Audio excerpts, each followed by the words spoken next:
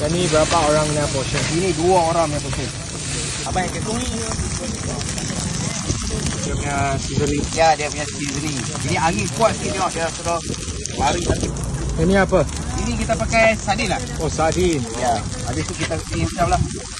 Bos mana dapat inspirasi buat burger ini? I saja tengok apa-apa I rasa okey I buat lah. Orang cakap I tak dengar ya. You jual ini spaghetti first lah in Penang. Ya, betul. Okay, ini kita pakai patty ayam ah. First. Patty ayam, mayonis, sos cili, roti.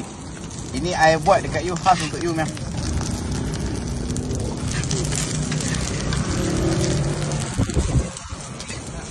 Satu sini mayonis, satu sos.